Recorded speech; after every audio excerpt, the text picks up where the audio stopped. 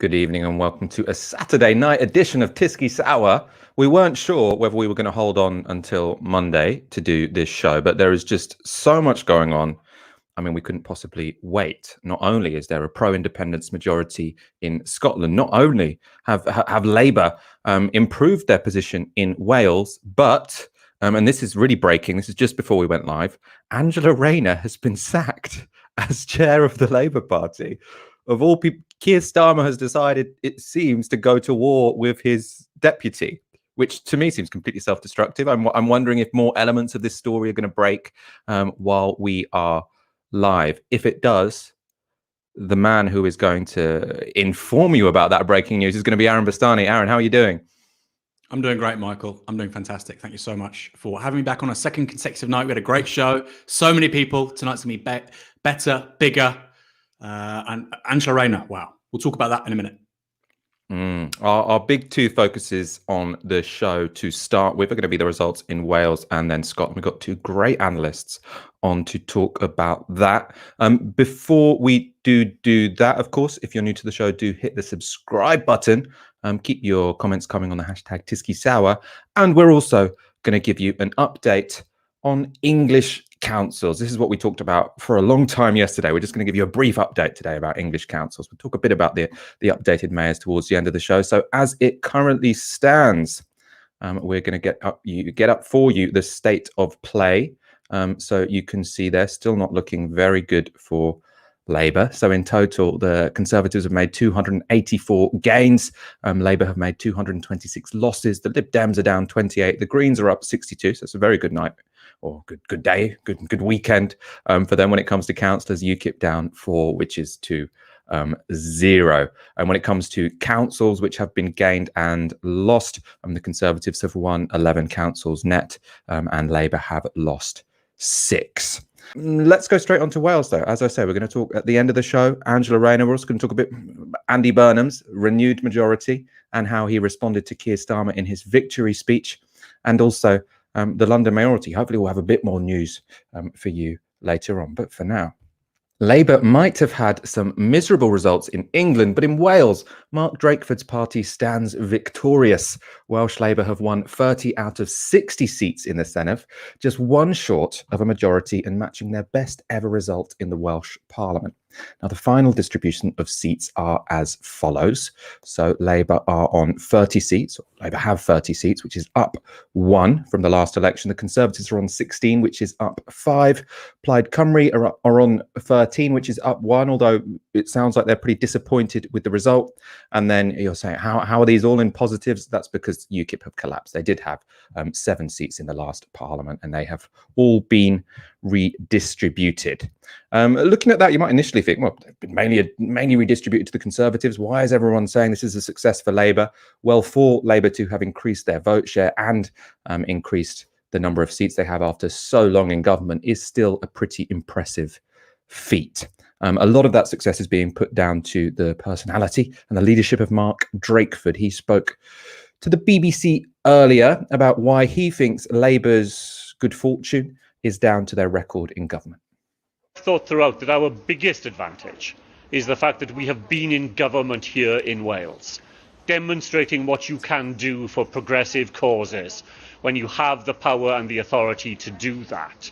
Whereas our colleagues in England, often being in opposition, are able to put forward ideas, but they don't have that advantage of being able to point to the record of actual achievement that we can in Wales. So when we say in our manifesto that we will do other things for people in Wales in the future, people have the confidence of knowing that we've got a record of delivery here in Wales. So a record of delivery, and especially during the coronavirus pandemic. Now, to discuss the successes of Welsh Labour, I'm joined by Harriet Protheroe-Soltani, who's joined us very recently on this show. So a privilege to have you back on today. Thank you. I want to start with the big picture. I mean, the overwhelming narrative here is that Labour were re-elected because of their performance in government. People were satisfied with how they have governed the nation for the past 5 years. Is that the case? Is that why they were re-elected? And what are the successes, the achievements that people are most focusing on? It's an interesting point, the way that Drakeford has framed this in terms of the last 5 years, where, to be honest, I would say more in the last year, people have understood the value of devolution, what devolution is, who Mark Drakeford is, and how he's acted during this crisis. There's been a lot of points during the coronavirus crisis where Wales has differed from the route to England. And on those occasions, I think it politicised people. It gave people an understanding that in Wales, we could do things differently. Some of the key issues, some of the best vaccination rates in the world. At one point, we were second in the world. I've had my vaccine. I'm 27. How on earth did that happen? Maybe it was a fluke. Who knows? But I also think that the ability for this crisis to kind of re-establish Welsh identity almost. Like, he was doing press conferences every day in the Welsh Parliament with big Welsh flags behind him. And it did become like an identitarian thing as well for a lot of people. So I think the coronavirus is the key measure of this, to be very frank. The things that he's done in government before coronavirus, I would be difficult to argue that they are the main factors going into this election. So do you think without the pandemic, it could have been a completely different story that we were telling about Wales and telling about Mark Drakeford? Yeah, I do definitely think that. Yeah.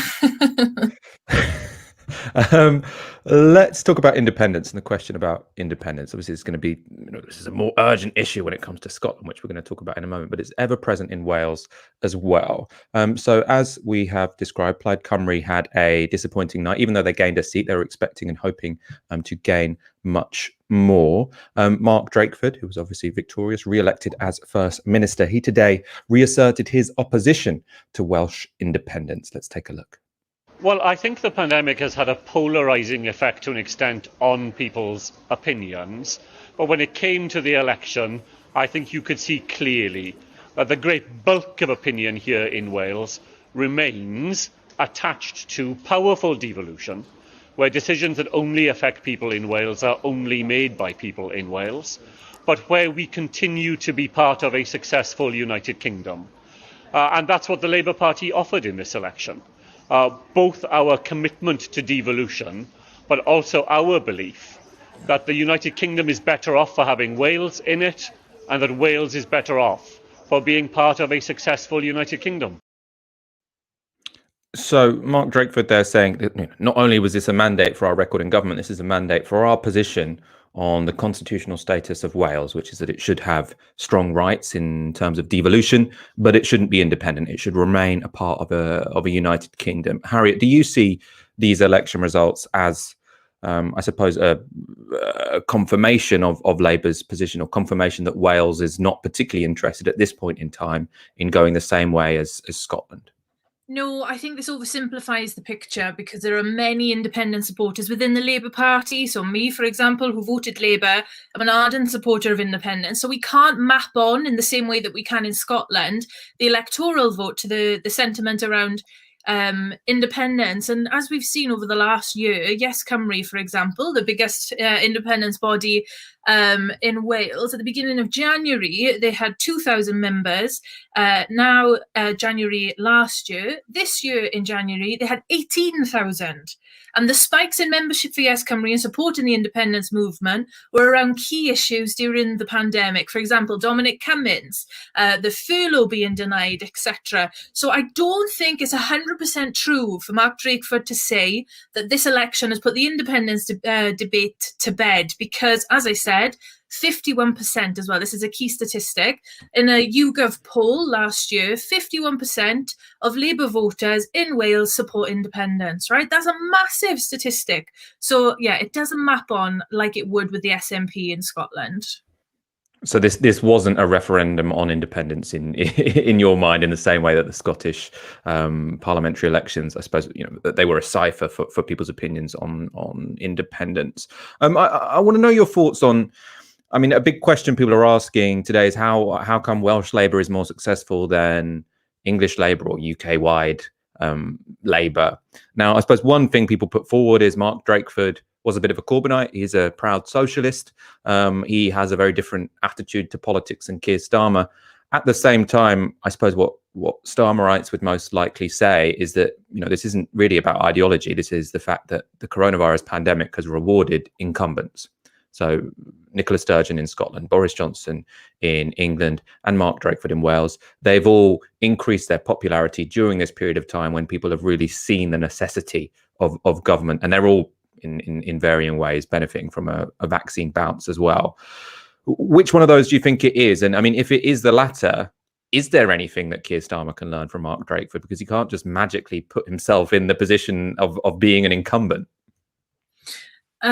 Yeah, so I think this kind of ties into something that was mentioned earlier about like the realms of possibility that Drakeford said himself, actually, is that I think for English voters, not having had a Labour government for so long, the realms of possibility for the average voter of having a Labour government that could be progressive are a lot different to us in Wales. We've had a Labour government for 20 years. Wales has voted Labour since 1918. Like I could just become a total nationalist and say to you it's because we're good socialist people, but I don't think that's the full answer. I would say that Drakeford has definitely benefited from this coronavirus bounce, but also there is that history here. So for example, when people talk about the Red Wall, it really winds me up that we only talk about the north of England. Because if you look at South Wales, it is a solid red block that has stayed red ever since we had Keir Hardie down in the place, and it's remained until now. So I think there's a combination of the two, but if Keir is to learn anything from Mark Drakeford, then I think the learning there is about the realities of like being in government and like showing how a Labour Party can change people's lives. The fact that Mark Drakeford is a socialist is obviously like a huge benefit for us on the left to be able to like talk to members of the public about the Labour Party, but I don't know whether that is the key focus, to be honest. I want to talk finally about Brexit. There was a very interesting stat tweeted out by Chris Curtis from Opinion today. So he was showing a big difference between UK Labour and Welsh Labour as their ability to appeal to Leave voters. So in the Welsh parliamentary elections, 50% of Remainers voted for Labour, whereas UK-wide 52% of Remainers voted for Labour. In the Welsh parliamentary elections, 28% of Leavers voted for Labour, whereas in the UK-wide elections, only 19% of Leavers voted for Labour. And so obviously key to one key reality which can explain why Mark Drakeford was more successful than Keir Starmer is Welsh Labour is able to appeal to more Leavers. And my question for you, I suppose, is do you think this is because people don't associate the devolved governments with the Brexit question? Because obviously whether or not there would be a second referendum was something that was always going to be decided in Westminster. So you might have people who voted in 2019 for the Conservative Party because they're like, we don't want a second referendum, but felt safe voting for Labour now because they had no control over it. Or is it that Mark Drakeford as an individual and Welsh Labour as an organisation have sort of made more of an effort to be not so closely aligned with the Remain cause? Yeah, almost certainly. And yeah, the context of it being like a Westminster Parliament making those decisions rather than a Welsh Parliament definitely plays. But also, key factor here is lots of the opposition parties, or one key opposition party, I'll just name them, abolish, were nuts. Like flat out nuts. So like the Leave vote like wasn't going to go. We thought, oh my gosh, abolish is going to do really well. What will they've been completely wiped out because they are just wild, right? But before, there's a good example in Merthyr Tydfil. Actually, I wasn't going to come on this show and not talk about Merthyr Tydfil because like whenever someone talks about Merthyr, I just get so happy inside. But anyway, what we can see from Merthyr is there was a really heavy UKIP vote in the last Senedd election. Like UKIP made it into the Parliament. It was a dagger to my heart, whatever. But in Merthyr Tydfil, for example, that vote jumped back into Labour mainly, right? So 14% went back into Labour, 6% went into the Tories, right? So there's a real lack of like oppositional parties that would represent the Brexit vote that people would actually think was sane enough to vote for. So most of that vote's gone back to the Labour Party, and I think that kind of ties into that, like, you know. But why not the Tories? Because obviously in England it went straight to the Tories. Anyone who was, you know, a historic Labour voter who voted Brexit, they said, well, the obvious party to vote for is the Conservatives. But it doesn't seem like that's happened to the same extent in Wales.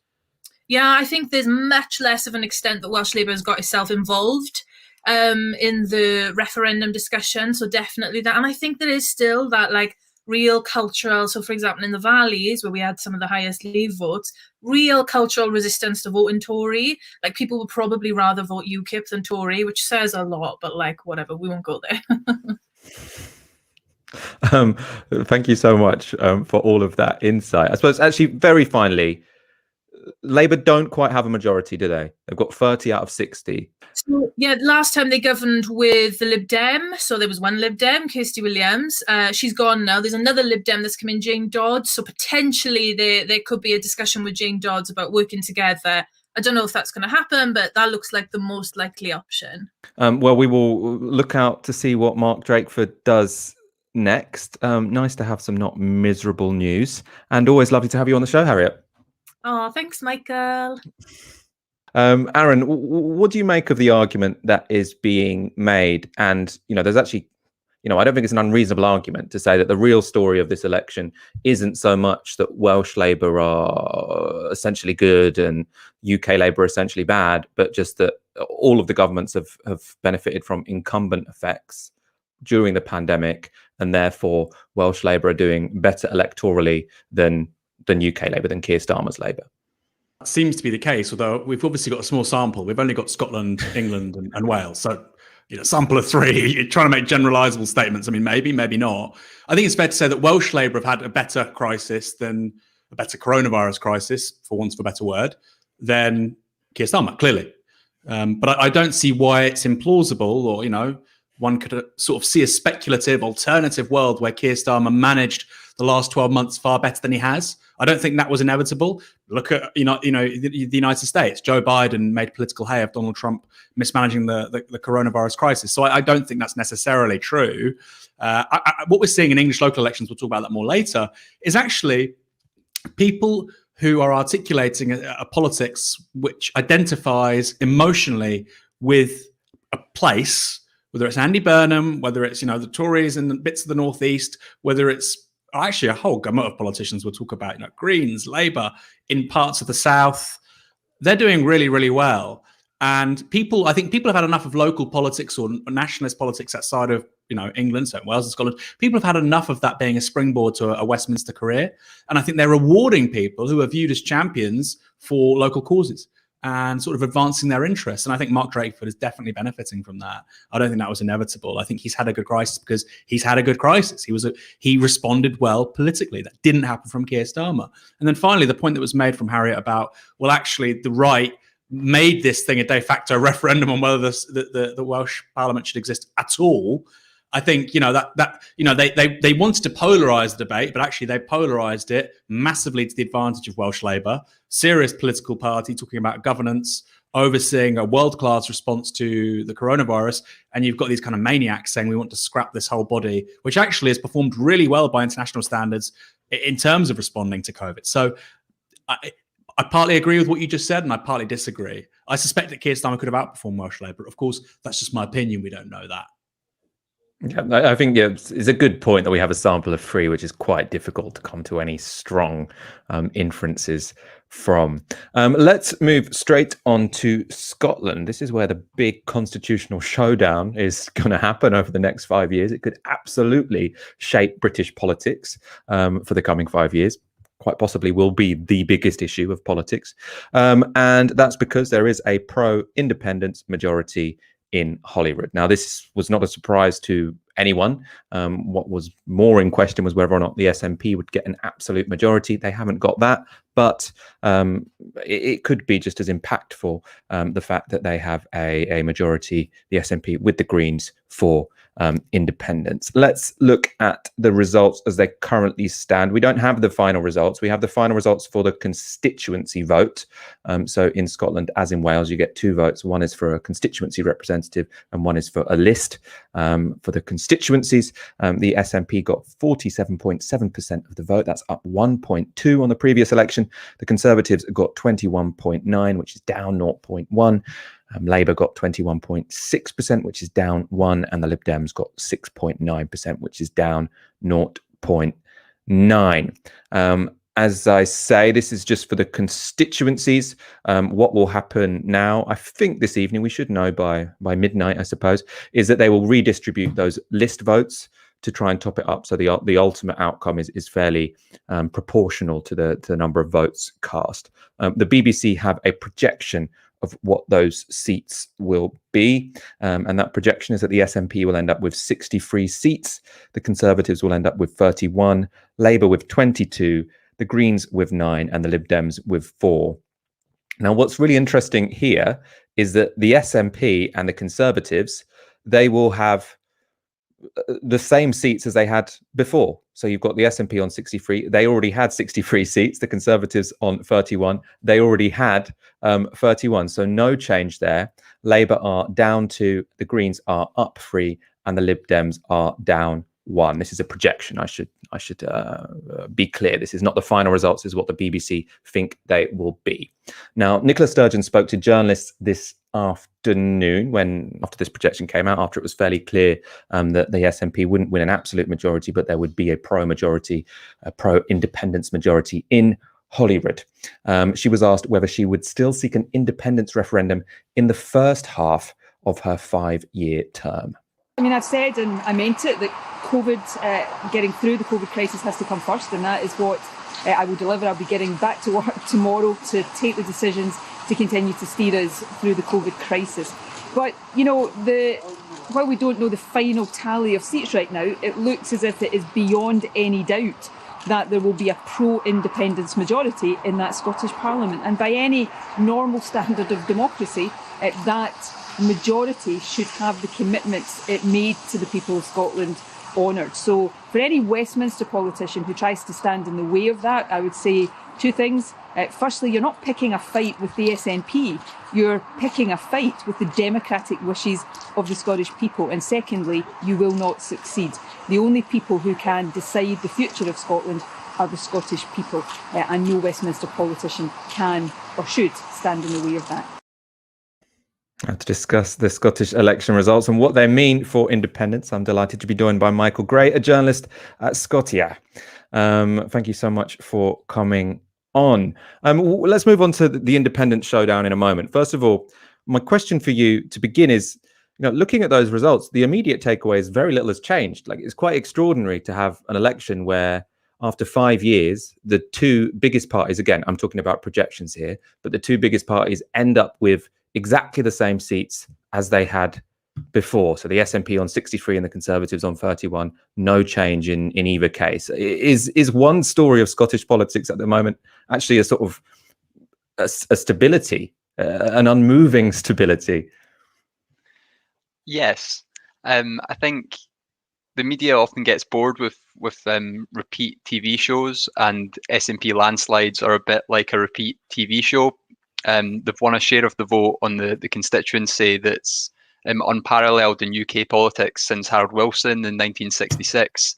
And so it's almost taken for granted that the SNP almost sweep the board in the majority of constituencies.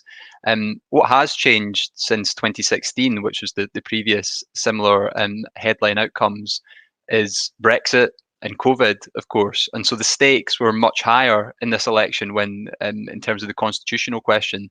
Previously, it was almost assumed that independence was not on the ballot paper in 2016 because they just had the referendum 2 years previous. This was a different vote. Turnout was at a historic high in the Scottish election. For once, this was seen as a sort of top tier election, just as important as the UK general election. So turnout was up, voting was up, particularly for the SNP got their most votes ever in an election. And so independence in a referendum was on the ballot. And that's, of course, what makes that showdown with Westminster more significant now. Does the matter of an absolute majority for the SNP matter at all? Was that just a complete red herring? Or is there some sort of moral weight that has now been lost when it comes to the argument for a second independence referendum? I think that was some daft expectation management, particularly from the SNP and the leadership. Obviously, it's their interest for their party to get as much power as possible. And so they were trying to get their vote out, their core vote out, to just get as many votes on both the constituency and list system. And that's always been a very difficult hurdle for them to get over. So yeah, there's a bit of egg on their face for setting that up as the story for the election at the beginning. Let's look at what will happen now. Obviously, Nicola Sturgeon has stood in this election to say if we get a pro-independence majority, we should be able to have a second independence referendum. But it is within Boris Johnson's control and the Westminster government whether that is allowed to go forward. I want to show a clip now, which is of Environment Secretary George Eustace. He was sent out as the representative for the UK government this morning to suggest that Boris Johnson had no intention of granting Scotland a new referendum. The UK Parliament is the only one that can actually grant a referendum. That's always been the case. We've had one recently, so they've had their referendum. It was described as a once-in-a-generation referendum. We really don't think there's a case for another one, particularly as we try to come out of this pandemic and focus on the issue of getting economic recovery going and getting back in the saddle as a country as we come out of this difficult pandemic. What's your take on what will happen next? Obviously, the Conservatives seem to have no interest in granting a referendum. Nicola Sturgeon has said she has no interest in mounting an illegal referendum a la Catalonia. What happens? Is there just going to be stalemate? It's difficult to see where this goes, essentially. Well, first of all, lecturing Westminster Tories are the absolute God's gift to the case for independence and for the SNP and the Greens. That's obviously where a lot of the new sentiment, particularly from left-wing voters, comes for independence, because they just see people like that as you know, incredibly out of touch with the world they want to see in the future. They want to see for Scotland and Europe and the world. So you know, that will suit Nicola Sturgeon. This kind of stalemate of the Tories saying no, no, no, no, is not an uncomfortable position for Sturgeon to begin with. What is uncomfortable, of course, is there's more people on the independent side and in the SNP who are quite frustrated and impatient. So there will be pressure to push forward with a unilateral independence bill after the COVID crisis, to use their terminology. So that is likely to end up in a sort of UK Supreme Court judgment where the legality of Scottish legislation would be tested. So that's likely to take place, I would say, in the course of this Parliament. Whether we will actually see an independence referendum, I have my doubts in the next 5 years, because, as we say, the SNP haven't quite put their money where their mouth is in terms of borders, trade, relationship with Europe, macroeconomic policy and currency. And I think if they were really gearing up for a referendum in the near future, that work would already be ongoing. So that being said, there's a challenge within the SNP about where they take this mandate, where they take this democratic case, because obviously they need to actually build a coalition and a consensus outside their own party. And if I were Nicola Sturgeon at this point, I mean, I don't want to ventriloquize, but I wouldn't want an independence referendum. Because, I mean, for me, I don't want to get into the details of this, but it seems that actually there are some real problems in the argument for independence when it comes to borders, when it comes to currencies. The argument for the right to have a vote is much easier to make, much stronger. So long as the Conservatives refuse to let the SNP hold one, Nicola Sturgeon can, without taking any of the risks that come with an independence referendum, still maintain her role as a leader of this national project, which is our right to self-determine. And I mean, it seems almost win-win for her, for the Conservatives to not give her a referendum. Do you think I'm being overly cynical in getting inside her mind? Do you think actually her number one priority is an independent Scotland, and that is what she will be fighting for? Well, within the debate here, we call it gradualism. So you say not now, but when the time's right, when there's a national consensus on the question, like there was in '97 for devolution, that's when you put the question. And there's some in the people who were more critical of that approach, within and out with the SNP, who are also nationalist, have been routed in this election. You know, Alex Salmond and his posse have been sunk, really. So it strengthens Nicola Sturgeon's hand on that point. I think the work is there. The answers can be found if they put the effort in and the resource to working on the difficult questions, particularly when the alternative seems to be unending Tory rule from Westminster, which I think is more unpopular than the prospect of perhaps some customs friction or a currency transition. That's difficult. Posh Scotland is particularly fear of, you know, the questions around that, about what happens to their second homes and their mortgages and their investments and their gilt funds and all that kind of stuff. But I think the case is there to be made if the SNP are brave enough and sees a sense of urgency. Whether they will or not, I'm unconvinced that they will within the next 5 years. Michael Gray, thank you so much for joining us this evening. All super interesting. We'll definitely be talking to you soon, because this is definitely going to be, as I say, one of the big issues in UK politics over the next 5 years. There were actually suggestions that what the Tories would do is almost call Nicola Sturgeon's bluff and say, well, you can have a referendum, but have it straight away. And they thought that actually she'd probably lose that. What I'm hearing now is that actually the position from Westminster, from Boris Johnson, is going to be not you can never have a referendum, we're ruling it out, but to constantly say not now, not now, not now, and always find different excuses to not have it now. So at the moment it will be not in the coronavirus recovery, then it will be not in the economic recovery that we're going to have after coronavirus, then it will be, whatever different excuse they can find. So it's always to say, we're not against the principle of a second referendum, but you'll have to wait a little bit. In some ways, it will reflect their strategy, actually, I think, strangely enough, to Jeremy Corbyn after 2017. If you said to somebody in 2017, 2018, that actually, no, Jeremy Corbyn won't be the leader of the Labour Party after 2019, Labour are actually going to get decimated the next general election, people said, what? This new zeitgeist is Labour on the rise, the Tories are falling to pieces. And I think, generally speaking in politics, if you wait long enough, the opposition will make a mistake. And the Tories don't need Scotland. They don't need to win a single seat in Scotland as it stands to win Westminster majorities. So they're very happy for the SNP to burn themselves out on this. And I think actually, we'll touch on it somewhat, but I think the inability for Labour to make inroads in Scotland, I think, is also a major part of that calculation. And they'll say, you know what? The fact that Scotland is completely out of Labour's orbit, Labour has to extend a certain amount of political capital just to constantly, this whole debate is really torturing Labour in Scotland. It means they can't really get any seats up there. This status quo suits the Tories very well. Now, I'm not saying that's a reason to drop independence among Scottish nationalists, but this suits them very well. And like you say, I think that holding position argument will be the one that they adopt. Often in politics, long-term solutions are just short-term solutions. You constantly top up, which is what the Tories are doing on Scottish independence, and it can work. That can work. That's not just a sticking plaster. That can work. A war of attrition can be effective. And ultimately, the SNP, are they as powerful an organisation when Sturgeon steps down? Will they still have this in 5-10 years? I mean, I would struggle to think that is the case. I think the SNP will be the biggest party in Scotland for a very long time, but I think they're gonna struggle to find a leader as exceptionally talented as Sturgeon. So I think, like you say, they'll try and kick this into the long grass. I don't know the sort of legal avenues that the SNP could pursue in terms of, could you have some kind of instructive referendum in terms of, at least testing the water. Of course, if you lose that, the real downside is that if you can't lose some ersatz version of the real thing, well, then why do the real thing at all? I think it's absolutely fascinating. But then again, politics right now is moving so quickly in the UK that I think, the situation could be very different in 6 months' time.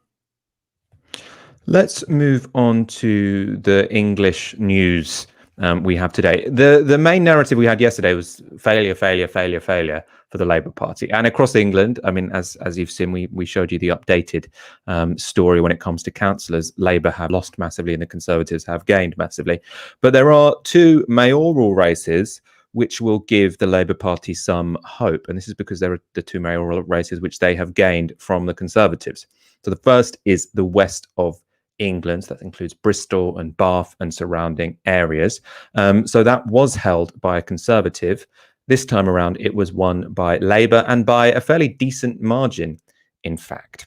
So let's go to those results. In the first round, the Labour candidate, who was Dan Norris, got 33.4%, which was up 11.2% on the most recent election. The Conservative candidate got 28.6%, which was up slightly on the previous election when it comes to the first round. The Greens scored very well, 21.7% in the first round, and the Lib Dems were on 16.3%, down ever so slightly on the previous election. In the second round, though, it looks very, very good for the Labour Party, 59.5% to 40.5%, which is a pretty big margin. Considering it was held by the Conservatives. The other big gain for the Labour Party, also in the south of England, this time in the south east instead of the southwest, was Cambridgeshire and Peterborough. That mayoralty was held by the Conservatives. This time around, Labour won it on the second round. So we can go to the results. In the first round, the Conservatives there got 41%, which was up 3 from the previous election.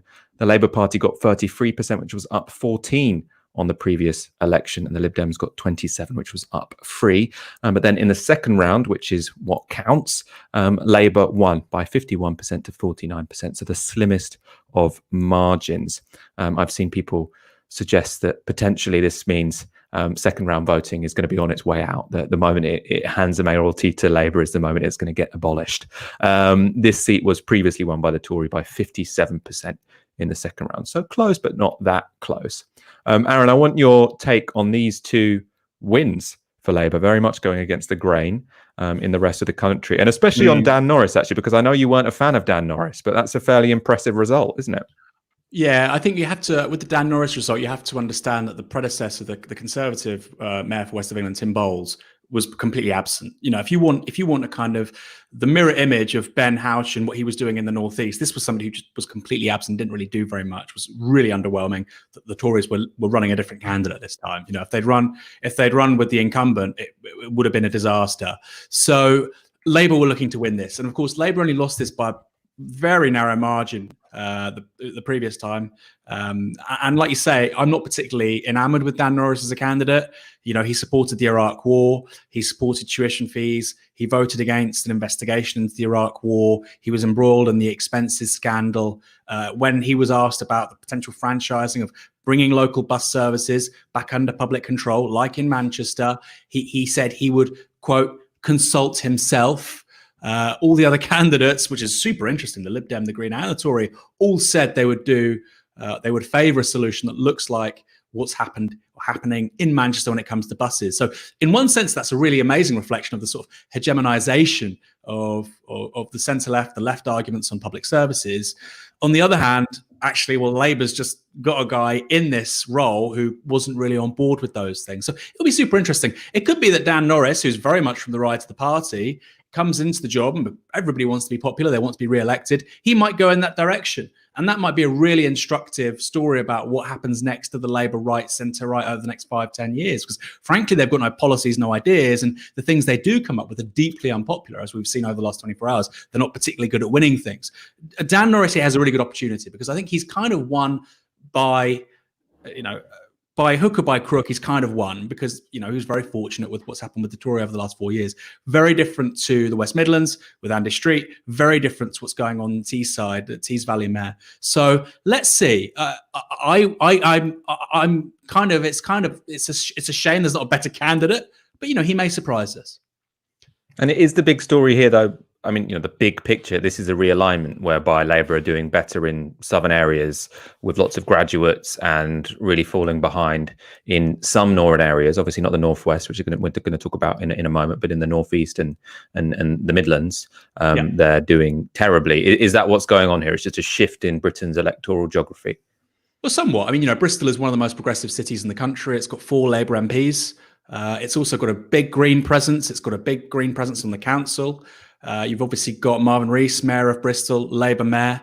His progressive credentials can be questioned, but he certainly, he rhetorically presents himself as a progressive, as somebody on the centre, more the centre than the centre left, but still, he's not. He wouldn't say he's a Blairite. So I think that's absolutely true. And clearly, I think Dan Norris. I haven't seen the breakdown of the votes, but Dan Norris has won this because of Bristol. Andy Street won the West Midlands, but Liam Byrne did win in Birmingham. He could have won bigger. We'll talk about that shortly. And it's a similar phenomenon here. So you've got this big metro mayor area and Labour actually doing really well in the city. So I think that's correct. In Stroud Council, again, the Greens made really big inroads. And you can see how the Greens in the west of England basically become the second party to Labour with the West of England mayor, with Bristol itself, with Stroud. And if Labour go in a right-wing direction over the next 4 or 5 years under Keir Starmer, let's see if he lasts 4 or 5 months at this point, you can see how the Greens can really build on what they've already done. We're going to talk about Angela Rayner and that breaking news in a moment. First of all, though, I do want to talk about one other super important contest which really feeds into that Angela Rayner story because it's about Starmer's leadership of the Labour Party. essentially. So let's go straight to that. While across much of England, Labour suffered massive losses, the party tightened its grip in Greater Manchester. The Labour mayor of the metro area, Andy Burnham, increased his already massive majority from 63 to 67% of first preference votes. And we can have a look at the results now. So Burnham there on 67.3%. That's up 3.9 on the previous election. And the Conservatives, who are the closest competition, score less than 20%. You're also seeing not a green surge like you are elsewhere in the country, especially in London. The Greens are up 2, but still only on 4.4%. So complete hegemony for Labour and Andy Burnham in Greater Manchester. Let's take a look at part of his acceptance speech. Our main thanks, though, go to the wonderful, wonderful people of Greater Manchester. I value every single vote you have given me. I know that people who normally support other parties have voted for me. I will always remember that and respect it. I will continue to be a voice for all people and all communities. I will continue to adopt a place-first, not party-first approach. Where the government gets it right and treats us fairly, I will work with them. But where they don't, I will challenge them for you as forcefully as I can. Greater Manchester expects nothing less. This vote sends a clear message to all Westminster parties. People are buying in to English devolution. They are telling you to deliver more of it, not less. That was a pretty feisty speech there from Andy Burnham, in stark contrast, I think, from anything we've heard from Keir Starmer over the previous days. Really speaking out in quite strong terms against elements of Westminster politics, strongly in favour of devolution. And obviously, I mean, the bigger picture than what he said in a speech is how Andy Burnham has behaved over the previous, over his previous term, but especially over the previous 12 months. He's been very willing to stand up and face down Boris Johnson on questions of values, right? On questions of fairness during the pandemic. And that's not just saying, I have values. It's actually, embodying them, living them out. Now, I said that was in contrast to Keir Starmer and combative towards Boris Johnson. Burnham was also pretty explicit, actually, in critiquing Starmer's Labour Party, or the Labour Party based in London. He said it was London-centric when speaking to the BBC. The party's lost an emotional connection with people, and that's strongest in the areas that were previously most loyal to us. And there's no point in glossing it. That is the facts of the matter. And, it has deep roots. It's happened not just under recent leaders. It goes back to the early 2000s. This has been something that's happening since then. And they have to make some pretty fundamental changes to try and win it back. And one of the ways back is more English devolution. Build from the bottom up. Connect with people in a different way. And I'm getting a bit fed up of saying this to them, but they really do now need to listen and make real changes and end the London-centric Labour Party that I have been in all my life.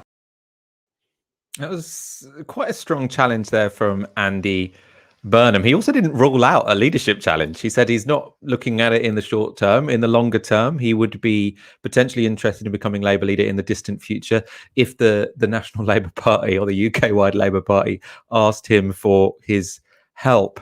Aaron, what did you make of that? I mean, there were some shots fired, weren't there?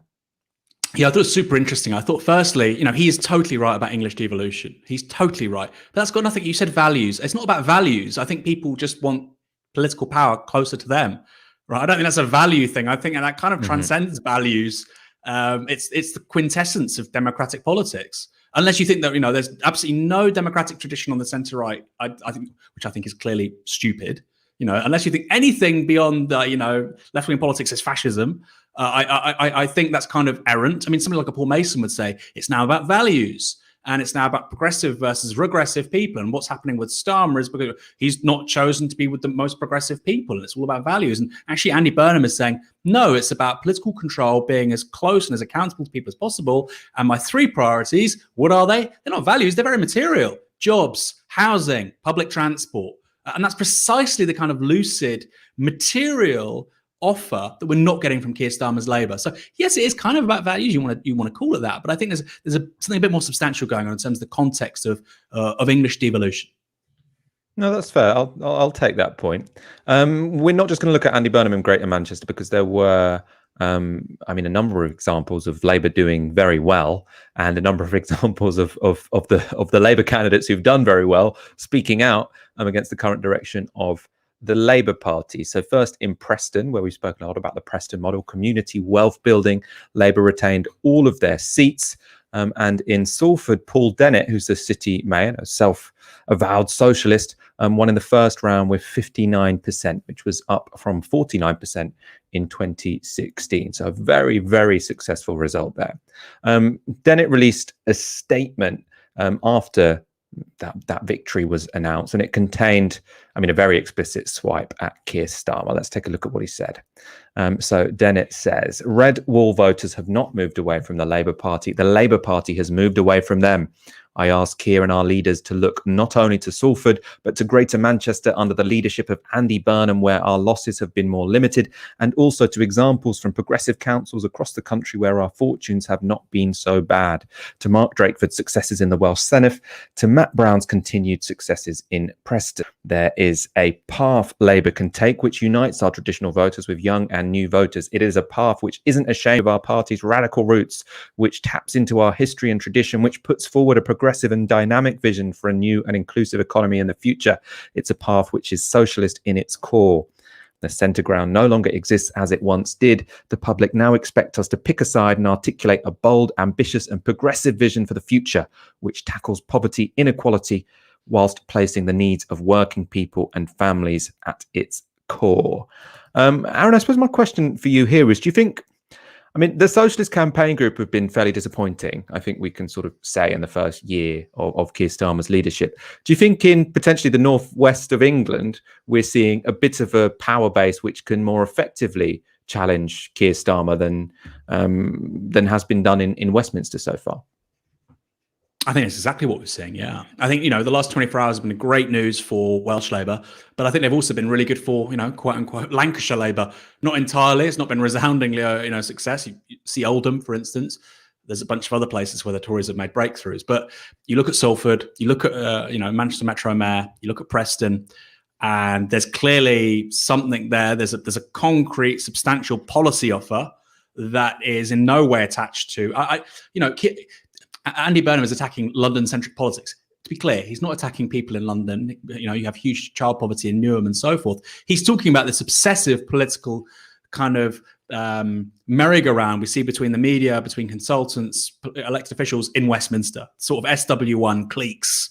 And obviously the Northwest is very far away from that. And who was the Labour politician, the MP at Westminster, who was most closely aligned with that, but also geographically most proximate to that? It was, of course, Rebecca Long-Bailey, who ran for the Labour leadership in 2020. So I think that's right. I think we're going to see a sort of disparate centre of power now away from Keir Starmer. By the way, Wigan Council's another one. I'm not familiar with how they kept all their seats. They've done very well, Wigan Council, again, in Lancashire. And it has to be said, local elections are often, very different reasons why people are being elected or re-elected to the national picture. But clearly people are doing good locally based activism in these places. And, let's see, Keir Starmer might fall out with Lisa and Andy next. And you do have these places very far away from London, which have a heritage, a socialist heritage, and which are doing quite well. You've just lost in Hartlepool. It's probably not smart to suddenly break visibly with those parts of the party which are doing particularly well, which actually, when it comes to a kind of a sort of cultural set of values and story, are far better aligned with the voters you've just lost than you yourself. So if Starmer wants to go to war with, this kind of Lancashire socialism, good luck to him, because he's going to lose and only accelerate his demise even more rapidly. But you're right. I think you compare what they're doing now to the Socialist Campaign Group, it's like chalk and cheese. Labour in the Northwest have had enormous success compared to Labour in the rest of England. It's a potential power base which could challenge Keir Starmer. He should be concerned about this. What he has done, though, it seems, is take a form of action which can only inflame tensions. Just before we went live today, we have learned that Keir Starmer sacked Angela Rayner from her roles as both the Labour Party chair and as the party's national campaign coordinator. So according to The Guardian, Starmer and Rayner were said to have discussed her future on Saturday, with the Labour leader urging her to take on a different role in the wake of the Hartlepool loss and a poor performance in local elections across much of England. Now, Aaron, to me, this seems wild. I mean, it seems completely self-destructive. What Keir Starmer needs to do at this point in time is really hold together any coalition he can, because I think at this point in time, you know, we often say this, Labour members don't like wreckers. You know, they don't like it when it seems like there's an unprovoked attack on someone who has a democratic mandate. But Keir Starmer's in an incredibly weak position at this point in time. And he is now, it seems, going to war with one of the most popular, actually, members of the shadow cabinet, and a member of the shadow cabinet who has connections to many of these popular, successful politicians in the Northwest. Like, what's he doing? What's the plan here? It makes zero sense. It makes absolutely no sense. I mean, he's probably not slept. I mean, maybe this decision has been fueled by Jameson. You know, maybe he's had a bit too much to drink. No, I'm being serious. He did the interview yesterday, and he was saying, you know, we're going to take a few days, calm down, digest. And that's what we should do. And now they've done this. We're obviously hearing conflicting stories about that. But you're absolutely right. Before I talk about the sort of the conflicting stories and the fallout, it's important to say, you know, who is Angela Rayner? Yeah, she's from the Northwest. She's very much ensconced within the power base of particularly GMB, but trade union movement in the Northwest. That is very much, you know, the political base with her. She's imagine this, Michael. You've just lost a by-election in Hartlepool, and you say, as a Southern middle-class lawyer, I'm going to take responsibility. And to do that, you fire the most prominent Northern woman with a working class background on your sort of front bench in your top team. Does that sound to you like a particularly astute thing to do? Because I think it's kind of up there with the most counterproductive measures you could do in response to what we've seen over the last 24 hours, 48 hours. It weakens Keir Starmer both internally and externally. Externally, because Labour are doing terribly, because they're incredibly divided, because the right has openly declared war on the left for a year. People say, oh, there's too much factionalism. They need to stop fighting each other. This is like saying, put me in a boxing room with Mike Tyson. Stop fighting each other. No, Mike Tyson would kill me in one punch. That's what you're seeing with the Labour leadership contra the party's left. There is no infighting. All the fighting is going in one direction. And that's seemingly now getting worse. So it weakens him externally to the public. He just looks this ridiculous character who says he takes responsibility. He doesn't take responsibility. The only thing he's interested in is internal factional fights, but it also weakens him internally because, you know, Angela Rayner actually has far more networks within the Parliamentary Labour Party than Keir Starmer does. I would say she's one of the best networked politicians in the Labour Party. She has contacts with those on the left, those in the centre, some on the centre right. She has geographic connections through the Labour movement. I find it astonishing. That said, you know, she was in charge effectively of the campaign. It was a very bad campaign. I get it. But to do this, and now, and particularly after his response to the results, you know, yesterday he looked shambolic, ridiculous, absurd. He didn't look with it. This doesn't look like, you know, these don't reflect the actions of a man who is on top of his game, let's say. They look desperate. They look last ditch. They look like somebody who might be out the door far sooner than we think. I mean, I also do think, you know, it wasn't a good campaign, but the reason it wasn't a good campaign is because there was no message, there was no vision, and it's not Angela Rayner's job. It's not the party chair's job to bring the message and the vision. That's the job of the leader. So, I mean, it seems like a bizarre response to me. We can get some more detail on this. And this is a tweet from Ben Kentish at LBC. So he tweets, a Labour Party source has said, Keir said he was taking full responsibility for the result of the elections, and he has said we need to change. That means changing how we run our campaigns in future. Angela will continue to play a senior role in Keir's team. So it's very much like what we've heard from Keir Starmer and his sources, people close to him, over the past 2 days, which is, I'm taking full responsibility, but it's also someone else's fault. I'm taking full responsibility, but it's Jeremy Corbyn's fault. I'm taking full responsibility, but now it's Angela Rayner's fault. There is an intro. Yeah, go on, Aaron.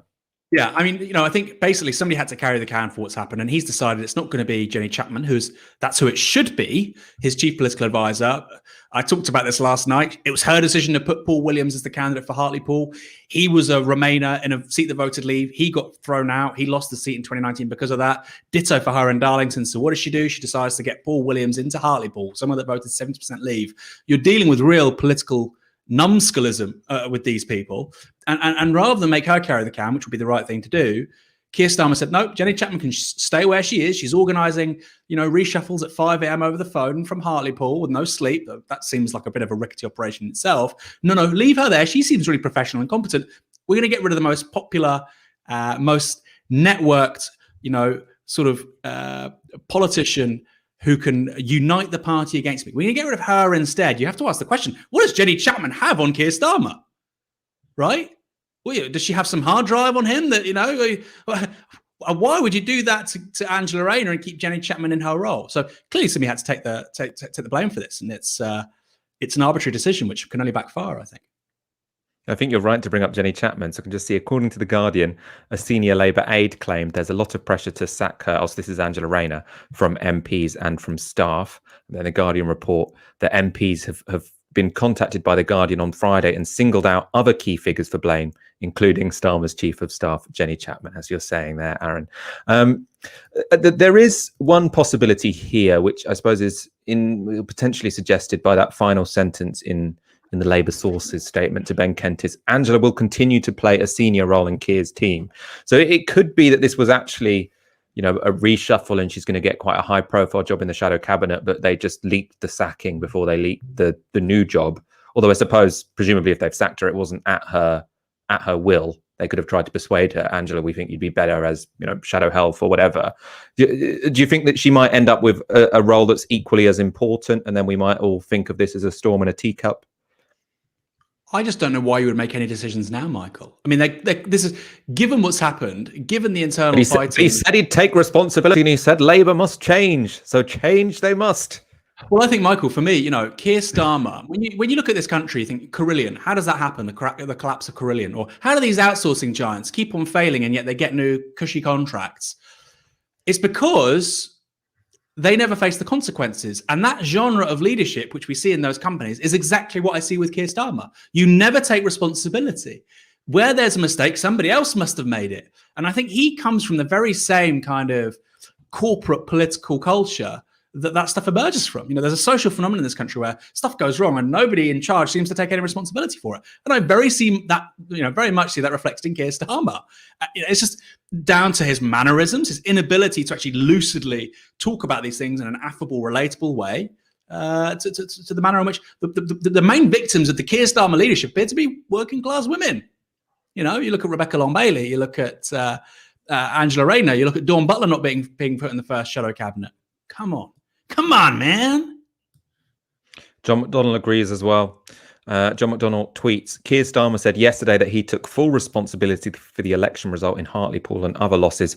Instead, today he's scapegoating everyone apart from himself. This isn't leadership. It's a cowardly avoidance of responsibility. Those are slightly more feisty words from John McDonnell than we've come to be used to in the previous days. He tends to be quite reluctant to speak out against Keir Starmer. Do you think this could be significant, Aaron? I think so. I think, if there is a leader of the Labour left, it's John McDonnell. And quite frankly, he's not done his job for the last 18 months. At the same time, he's an older man. He's worked really hard since 2016. It shouldn't be on him. But those are just the historical circumstances we're in. So I think if anybody's going to push the boat out on this, set the agenda, it's likely to be John McDonnell, as well as other people we've talked about, in the Northwest. I just want to say there are two names that are sort of floating around now from the shadow cabinet who may be pushed out. One is Andy MacDonald. I think he's still at Transport. You can correct me if I'm wrong, but he was previously in the Corbyn cabinet. Another is Cat Smith. They're both from the left, and they both represent northern towns, northern seats, I should say. So again, the southern lawyer, the Remain lawyer, who has just been, hit for 6 in the north of England, has responded by taking out on northern MPs. Very strange. There is no plan here. I think the only interpretation you can see of this in terms of a sort of politically savvy way is he wants to get rid of all these people anyway, including Angela Rayner. And, okay, it's kind of like the shock doctrine, you know. There's a shitstorm here. You know what? We're going to get bad front pages. People are going to be calling for me to resign. Let's just do all the stuff we want to do anyway. Let's accelerate it. That's possibly what they're thinking, the kind of advice you get from somebody like a Peter Mandelson. The point is, however, I don't think his pre-existing political position is sufficiently strong to get away with it. We've got a tweet, cuteoid242 tweets on the hashtag Tysky Sour. You said Angela Rayner's sacking doesn't make sense. Don't forget that the Labour right will burn the house down rather than lose control and their well-paid jobs. I think there's a lot to that, and there's a lot of evidence for that from the past 48 hours.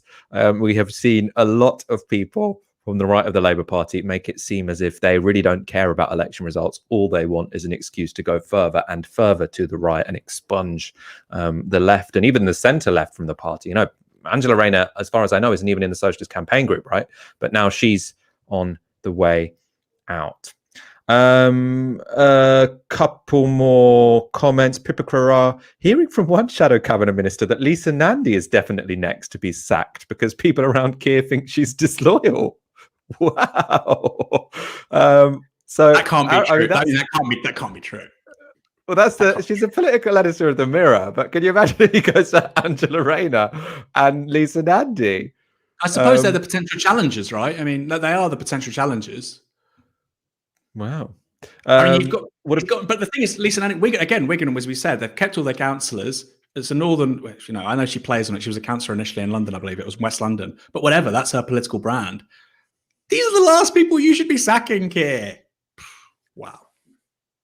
All right, let's very quickly go through London. We still don't have the final results, which means we'll probably talk about it more on Monday. But let's look at the current state of play. I mean, it's fairly clear where the results are going to land, which is that Sadiq Khan is going to win, but it's a pretty disappointing result for him. We were sort of expecting it to be overwhelming because he was thought to be quite popular. Sean Bailey was a terrible candidate, but actually it's going to be a closer contest than the contest between Zach Goldsmith and Sadiq Khan, before Sadiq Khan was the incumbent and before, you know, Labour became so absolutely dominant in London as they have been for the last couple of years. I think as of now, 11 out of 14 London districts have been accounted for. So there's 3 more to come.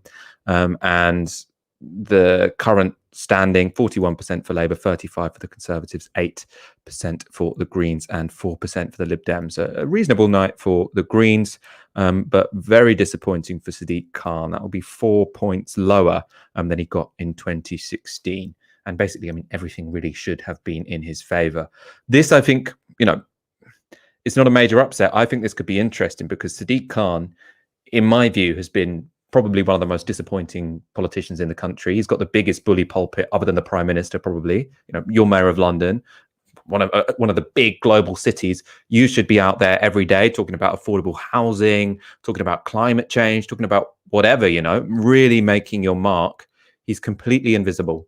You know, I don't know anything about Sadiq Khan apart from that he quite liked Remain and didn't like Donald Trump.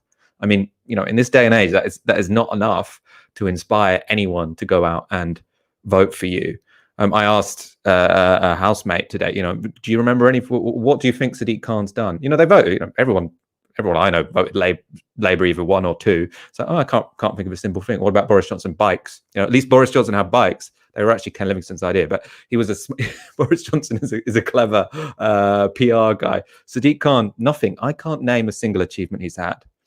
Yeah, I mean, I think in many ways it looks like this is going to be the ideal result for progressives, because I mean, I'd be very, very depressed to live for 4 years under the Conservatives candidate under Bailey. But at the same time, I think Sadiq Khan has had an easy ride because people have assumed he's popular and people have been quite reluctant to attack him, to point out that, you know, he hasn't done anything. And I think this means that there will actually be a really, really strong campaign next time around to have a proper progressive who will stand and represent Londoners, but also be a real platform for left-wing politics in this country. So, you know, a damaged Khan who remains mayor is, for me, a good outcome. All right, let's end it there. Aaron Bastani, it's been an absolute pleasure. 2 days in a row, a privilege. My pleasure, Mike. I just want to give a quick shout out to the activists in Worthing. They've never had a single county councillor before. Ever. They've won 5. Up until 4 years ago, they hadn't won a single borough councillor for more than 40 years. They now have 10. Tomorrow, they might be taking that council into no overall control. So there are some amazing stories from Labour side. None of it has anything to do with the national leadership. It's all down to local activists on the ground. Long may that continue. Solidarity to people out there, but particularly those fantastic activists in Worthing. A brilliant place to end the evening. We'll be back on Monday. Thank you so much for watching tonight, for all of your support. If you are a donor, thank you so much. If not, please go to novaramedia.com/support. We really do appreciate it. For now, you've been watching Tysky Sour on Novara Media. Good night.